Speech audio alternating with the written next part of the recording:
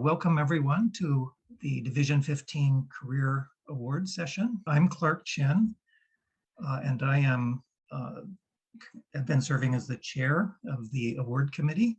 And so it's my privilege today to get to introduce Professor Good to you.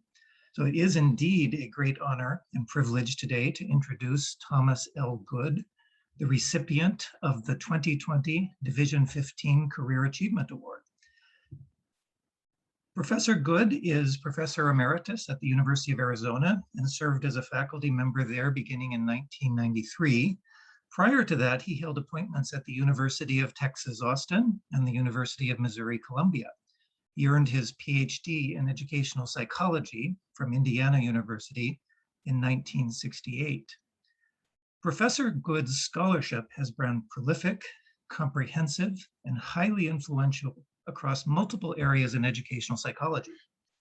With his collaborators, he has conducted innovative and groundbreaking research on teacher expectation effects.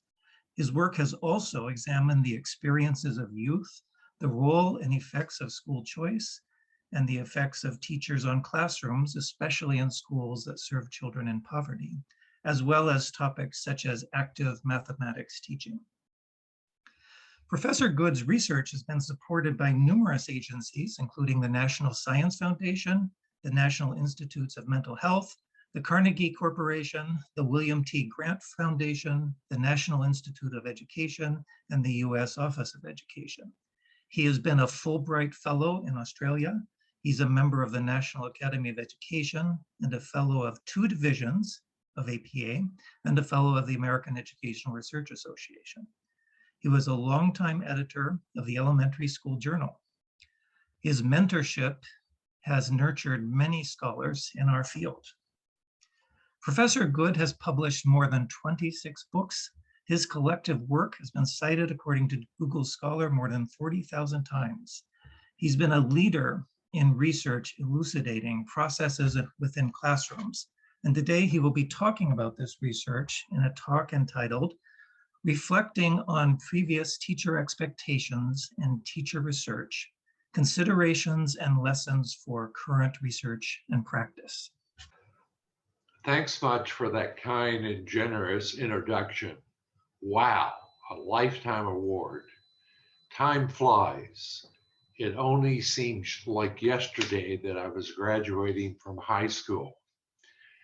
Then, in my wildest dreams, I could not have thought of getting an award like this. But then at that time, neither could I believe that I would never leave school. But yet that is what happened. After graduation, I went to the University of Illinois for my undergraduate degree, and then for my master's and PhD at Indiana University. And then I left for my first job. Even then, at the University of Texas, as a 25-year-old assistant professor, I never thought I would win this award. Today, thank you for that award, and I discuss some of my research and reflect on its strengths and weaknesses. In my work on teacher expectations and teacher effectiveness, I will describe some of the strengths, some of the weakness, and some of the surprises that occurred along the way. If any of my research that I conducted with valuable colleagues has any enduring value, it is due to 3 factors. Here I simply mentioned them. Our research was programmatic, focused on detailed descriptions of classroom events, and respected the ecological connections that are inherent to classroom life. For an explanation of why these factors are important, see my paper. Okay, here we go. So I conducted my dissertation at Indiana University, and at the time, 3 works were influential in my thinking. Phil Jackson's work on life in classrooms, just showing how complex they were. Before that book, few researchers had entered the classroom. Then Bloom's work on learning for mastery, in showing that low achieving students could accomplish more than many people believed. And then to the Rosenthal and Jacobson classic study that artificially induced teacher expectations for student achievement and argued that by creating higher but false expectations, teachers would treat students differently and that students would learn more. The Pygmalion study was extremely controversial and had many flaws, especially the failure to observe in classrooms. In 1968, my dissertation was the first to link teachers' naturalistic expectations about students they believed to be more or less capable with observed teacher classroom actions. Well, we can see that first grade teachers ranked students in terms of their achievement ability. Note, I didn't ask for predictions. I just simply asked for teachers to tell me the students that they felt were highest and lowest in the classroom. Observations then were made for students based on teacher reports of them being high, middle, or low achievers. In all classes, high achievers received many more opportunities than did other students. Also, more supportive praise, and these results were consistent with the Pygmalion hypothesis that teachers might treat students differently if they believed them to be more or less capable. My data showing extreme amounts of differentiation behavior, more opportunities for high achieving students, were quickly replicated by other researchers, Jeter and Davis, 1973, and Krantz et al., 1970. My paper describes my findings in detail.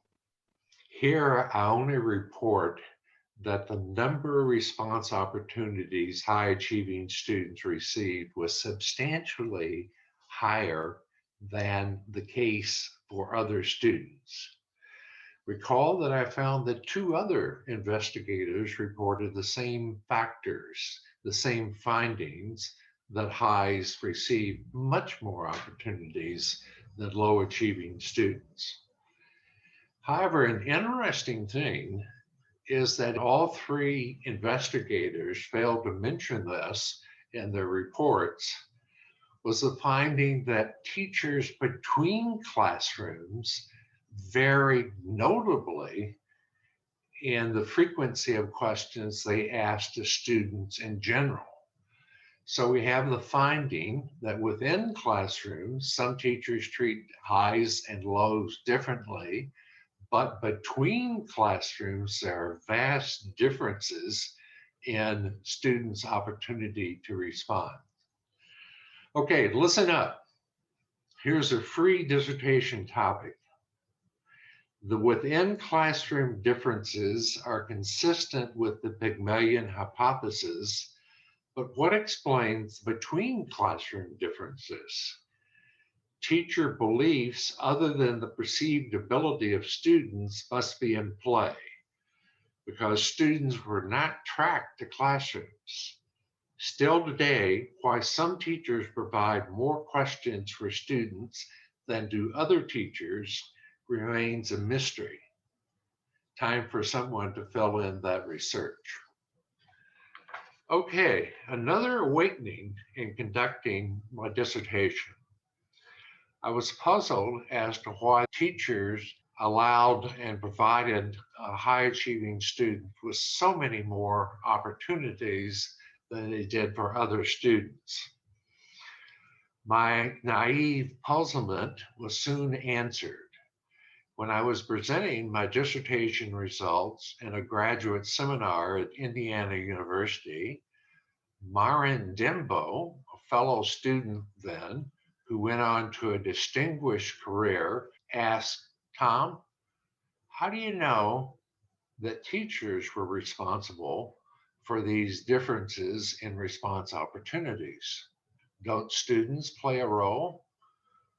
I tried to provide an answer, and I soon realized that I didn't have an answer. And later, I realized that high achieving students often received more response opportunities because they simply seized them. They took control of the classroom interaction and responded on their own initiative.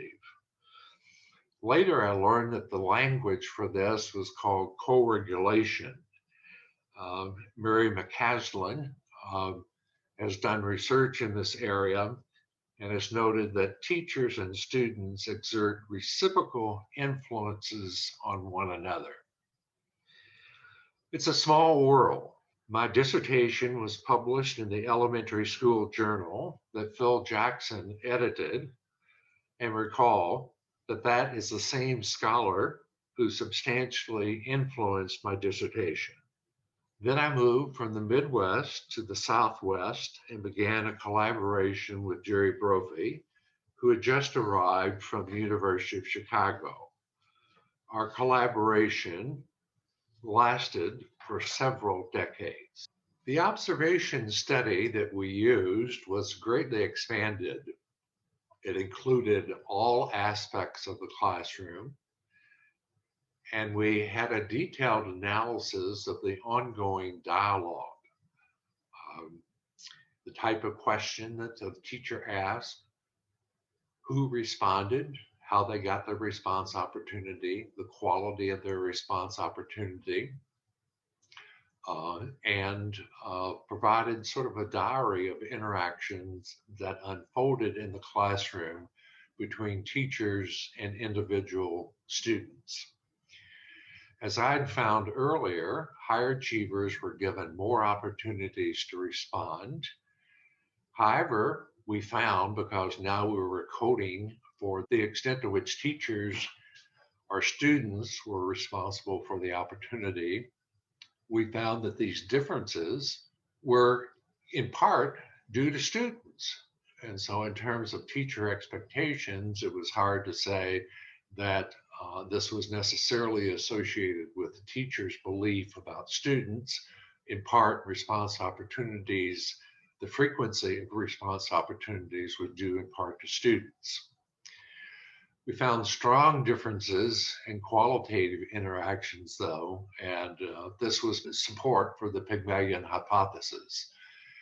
These data show that high achieving students receive more demanding and more supportive interactions with teachers than low achievers. This finding has been frequently replicated by many investigators in different contexts over the last few decades. Okay, I promised you some surprises along the way. If you do observational research, you're often surprised that you find things that you weren't looking for, but nonetheless are interesting and sometimes very important. In one of our follow-up studies, we found that subject matter differences between math teachers and social studies teachers were as strong as the results for teacher effects in terms of their beliefs about individual students. That is, not only were there differential interactions across all classrooms, there were patterns of distinct differences between how social studies and mathematics teachers conducted lessons. Work on subject matter differences became very popular a couple of decades later, but in some ways we previewed and found some of this research very early on. In our 1974 book, Jerry and I subsequently helped move the field of teacher expectations beyond student achievement to other student characteristics, including gender, ethnicity, socioeconomic status, and so forth. The enthusiasm for exploring teacher expectation effects was considerable, and many studies were conducted by various researchers from different disciplines over the next decade. As you can see, within 6 years after my dissertation, and shortly after Jerry and I did our study in 1970, that diverse settings had been studied: elementary, junior high, and high school. And the important finding was that some teachers treated high achieving students more favorably than other students, but some teachers, actually many, did not. We found that there were teaching styles involved, and that some teachers overreacted to differences in students. Some teachers were reactive and simply reacted to differences in students. And some teachers were proactive.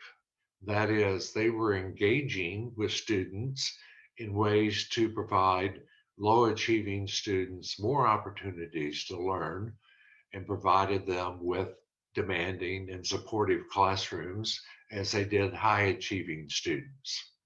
Quantitative differences were noted. Students were perceived as high achieving students, received more demanding and warmer interactions with students. However, more nuanced differences were noted. High achieving students were given more opportunities to respond after initial failure, and in many qualitative ways, such as how teachers interpreted student responses and responded, showed stronger differences than did quantitative differences in interactions. However, I want to emphasize that student achievement, the teacher rankings of student achievement, did not necessarily predict different teacher actions toward high and low achieving students. This is important to note because many people assume that if teachers provide expectations, ipso facto, they act in a way to make those expectations become self-fulfilling. This is not the case. Some teachers do not act upon expectations, or at least do not act on their beliefs about low achieving in ways that sustain low achievement. Some teachers actually work hard to overcome those differences. So simply put, observational data are required to properly link teacher expectations to student achievement. A lot of research has been conducted on teacher expectations over the last 50 years. And it's extremely important to recognize that the range of students studied has expanded from the initial focus on achievement of gender and ethnicity and social class to include many other types of students, including special education, bilingual immigrant students, and so forth. But perhaps most important, since the early days of teacher expectation research, is that now we've had studies that actually illustrate that information about teacher expectations can be conveyed to teaching in ways that change teaching and improve student learning. I would call to your attention a remarkable study conducted by Ruby Davies and her co-authors that provide a really comprehensive examination of workshops with teachers and how the information about expectations were conveyed, and the follow-up activities they engage with teachers to help them to implement more effective teaching in terms of helping all students to have high expectations for learning and supportive learning environments. Also, recent reviews of the literature are available, 3 different reviews. References to that, summaries of that are in my paper, but there are 3 reviews for those of you that like detailed information about progress that has occurred. Research on teacher expectations has had a robust and continuing impact on the field of educational psychology, but I do have some suggestions for important next steps. To reiterate, teachers may communicate expectations explicitly, but they also may communicate them implicitly. In the last decade, there's been considerable research to suggest that citizens' implicit beliefs about minorities and the poor can lead to pejorative actions. And there's research to show that implicit beliefs can sometimes be linked to less favorable interactions with students of color and those that come from low SES homes. It's important to note, though, that explicit teacher expectations are not always communicated to students. It's also important to note that implicit beliefs also are often not expressed in negative actions. Just because an implicit bias is held, it's not necessarily communicated. Indeed, it's important to recognize that there's a growing concern with the measurements and predictive validity of instruments used to study implicit bias. It's time to combine and synthesize research on teachers' implicit and explicit beliefs. But in doing this, which would be a big step forward, combining these literatures, it's essential to focus attention on teachers' actions. I do have a few suggestions for current teacher expectation and those that are doing research in this area. And I've noted that there have been hundreds of studies, and there's been a lot of progress in the field. And then this is some reflection on perhaps next steps, given that we have this huge amount of research. We need fewer black box studies. And by black box studies, I mean trying to relate teacher expectations to student outcomes at the end of the year, like their achievement, without measuring classroom behavior. As I've noted several times during this talk, some teachers, in fact, many teachers, do not express expectations that they report in their actual classroom behavior. And if you don't study actual process behavior of what happens in classrooms, the results can often be very misleading. Allison Levine and I have a paper in press talking about the importance of this, and you might want to take a look at that paper for detailed information and argument. Also, I think that there should be less emphasis on studies related to teacher accuracy. There have been so many studies that try to talk about the accuracy of teacher expectations. And in my paper, I describe why this is problematic, why teacher expectations are comments on them and the beliefs about students, independent of the relationship to other measures that might be used. Trying to say that these issues on accuracy studies, there have been so many, can be helpful, but I think they've overdone and that we could put emphasis elsewhere. Clearly, we need more distinctions between teacher descriptions and teacher expectations.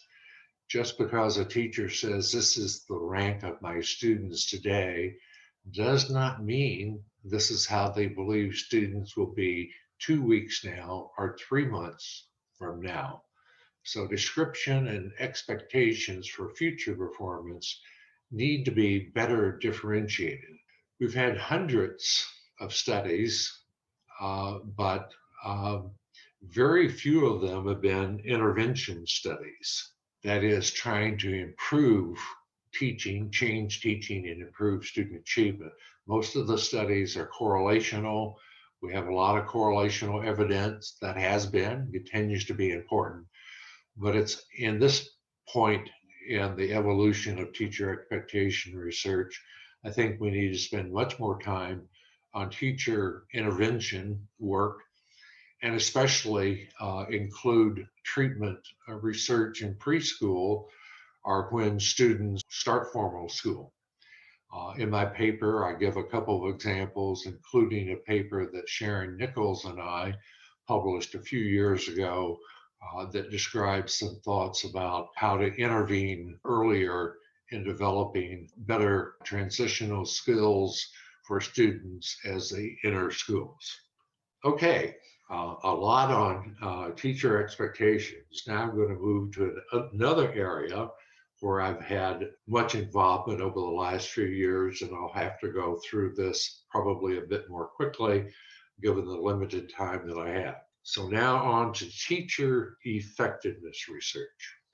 In 1970, when teacher effectiveness research started, most social scientists believed that teachers had no impact on student achievement. If you wanted to explain student achievement, you need only to look at heredity and social class.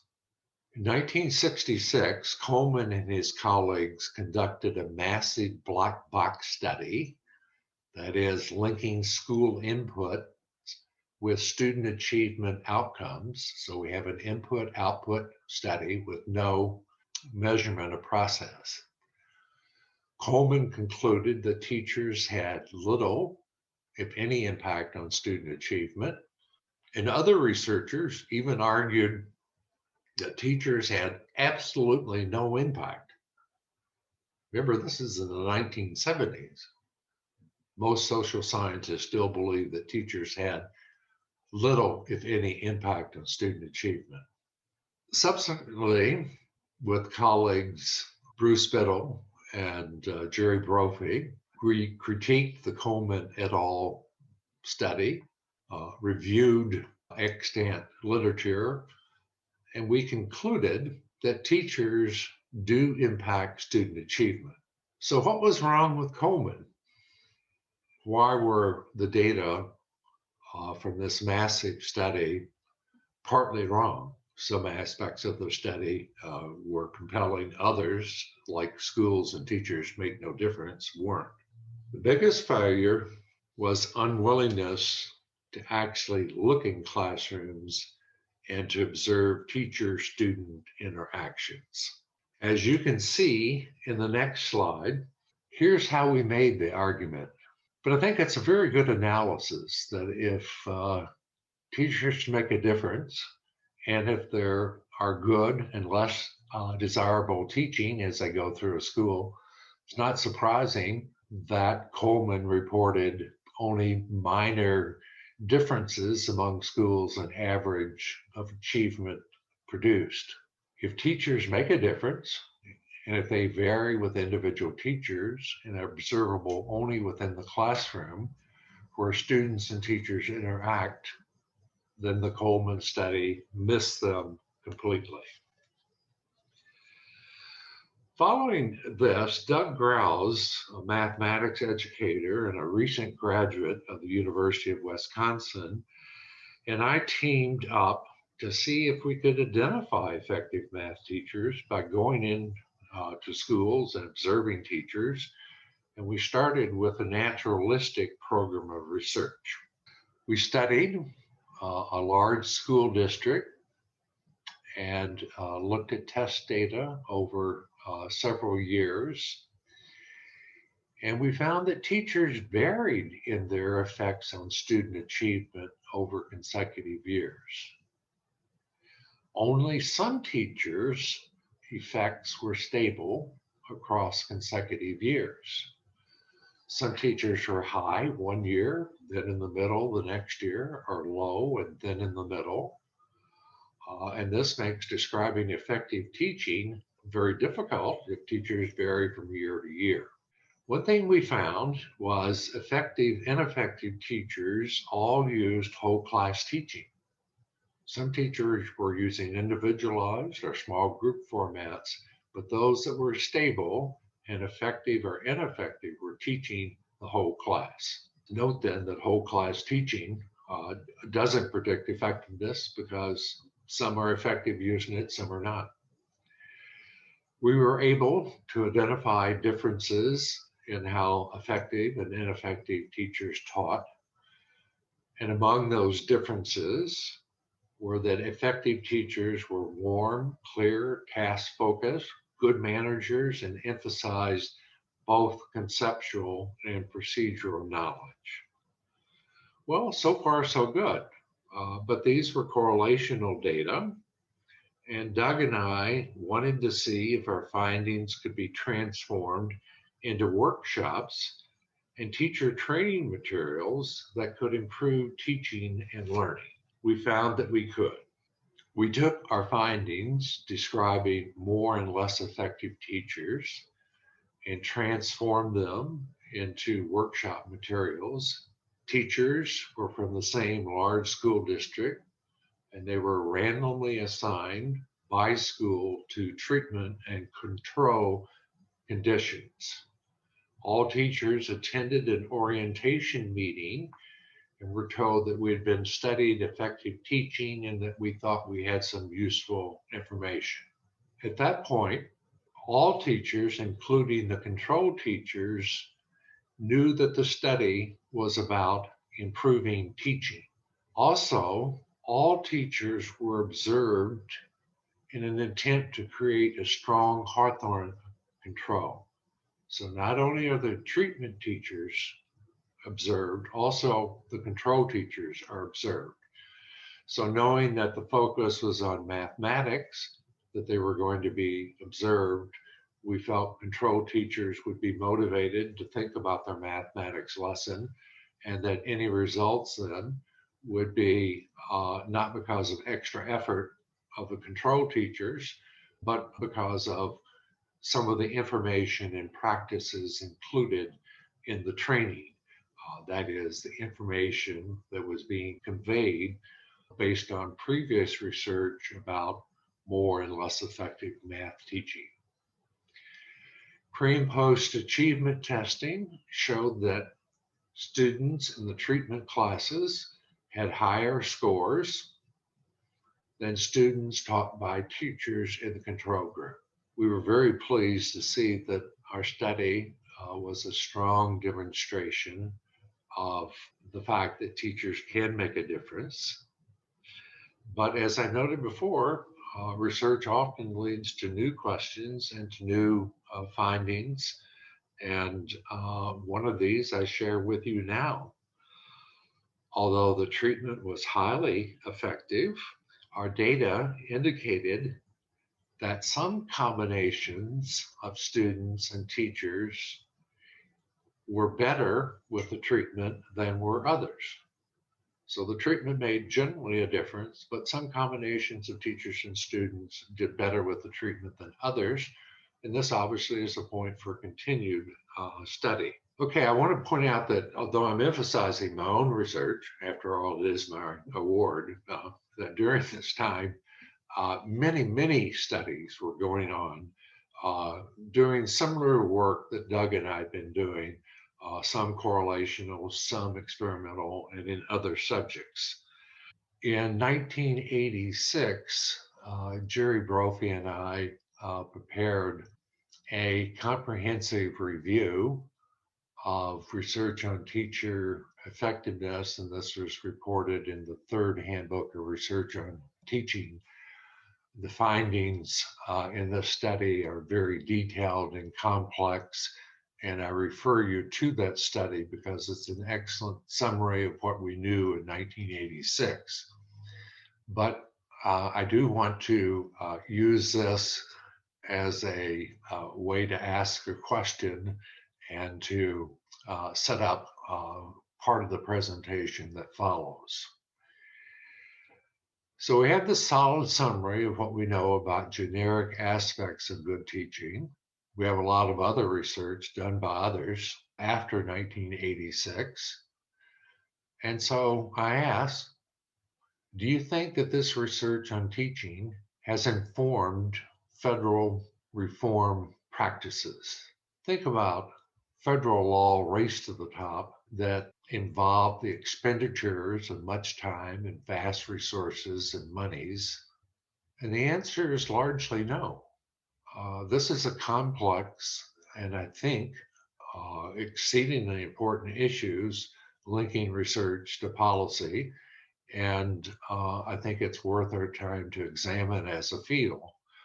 In this presentation, I don't have sufficient time to address this, but hypotheses are presented on the text copy of the presentation, and I hope you have a chance to read that. And if you have criticisms or reactions to it, please let me know as I'm continuing to work on some of these linkages between trying to improve the link between research and policy. Now, moving on, in the 1990s, Mary McCaslin, Barbara Reeves, and I were supported by NSF to conduct research on small group instruction in mathematics. My research previously had been on whole class. Our findings from this program of research are presented in my paper. However, here I simply comment that although small group instruction has its strengths, it also has its weaknesses, and it is no panacea. However, here again, I want to share a surprise that occurred along the way. When we were recruiting teachers for our small group work, during a meeting, a principal asked me, "Weren't you the guy we saw on videotape a couple of years ago telling us that we should be using whole class teaching?" Well, I guess you live with what you report. However, if you recall, our research on whole class teaching revealed that some of the best and less effective teaching occurred during whole class teaching. However, this principal seemed to have missed this point. I hope that I clarified it later in the presentation. Okay, so after Mary and I left Missouri and moved to the University of Arizona, our research emphasis moved to the study of comprehensive school reform in schools serving students from low-income homes. Federal government and policy showed an interest in trying to improve low-performing schools serving students from low-income homes, and awarded grants to schools in the effort to improve their whole school presence in order to have an impact. This was part of the federal comprehensive school reform program. We studied virtually all funded schools, 21 out of 23. And student population in these schools included African American, Hispanic, Native American, and white. In most classrooms, teaching was focused on a basic skills curriculum. Students were engaged and did what they were asked to do. The study includes student perceptions and motivational dynamics. However, we found in our study that comprehensive school reform was not able to overcome the effects of poverty. Policymakers have and continue to underestimate the effects of poverty on student achievement. Too often we ask teachers in schools to do more than they can, and we need to recognize that teaching often occurs under very problematic conditions, and that poverty has horrible effects on students and their learning. As noted, Mary McCaslin and I saw firsthand the effects of poverty, including teachers who lived a long way from the schools in which they taught, and students who spent a significant amount of time being bused long distances and who often arrived at schools tired and hungry. Teachers who did live in the community knew all too well some of the issues that students had to deal with. Accordingly, some teachers had to advise their students about how to be invisible in their own homes to avoid harm. Thanks for your patience up to here. I've taken much time to describe my research on teacher expectations and teacher effectiveness. I now close with a few general recommendations for the field. Being in the field for a number of years, doing my own research and reading the work of others has led me to a point where I'm now ready to reflect on classroom research and maybe to offer a few observations that might be of some merit. It's interesting that the two paradigms that I've participated in have taken quite different approaches in terms of studying within classroom differences and between classroom differences. Teacher expectations is primarily, although not always, look within classrooms. In contrast, research on teacher effectiveness has looked between classrooms, how teachers differ. An important question then for the field, are there more powerful ways to integrate these two research paradigms and these two methodological perspectives? Also, I ask, can this integration of teacher expectation and teacher effectiveness research be combined with subject matter knowledge and knowledge of how children learn to provide more integrative and thoughtful intervention strategies? Abundant research confirms with unerring regularity that students who differ in wealth and race enter and leave school with huge differences in their academic knowledge and skills. The question for today and tomorrow is, can educational psychologists and other social scientists develop ways to address this achievement and opportunity gap in meaningful ways? In closing, I note that the future for educational psychology is bright. I end my speech with a light comment and then a consideration about publication practices. Years ago, I sent my very first article to a prestigious journal.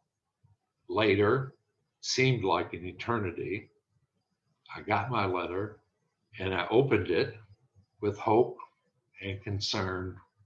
Well, you ask, what did it say? Accept with no revisions.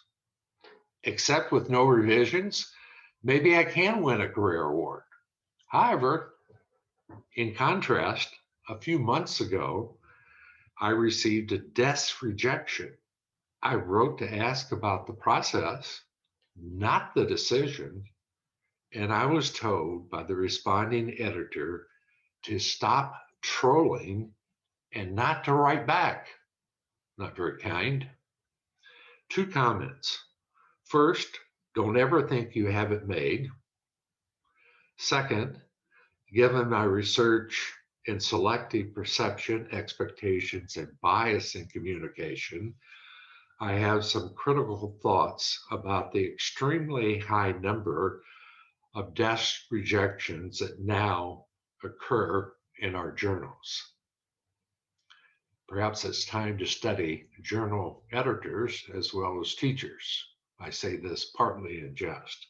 But I do think this is a serious issue if significant parts of our research community are not having their work reviewed. And I know it's real problems in terms of the flow of manuscripts. I have discussion and comment on this in my paper and would love to hear from you with your criticisms, reactions, and suggestions. Again, thank you for your time today. Mask up and stay safe.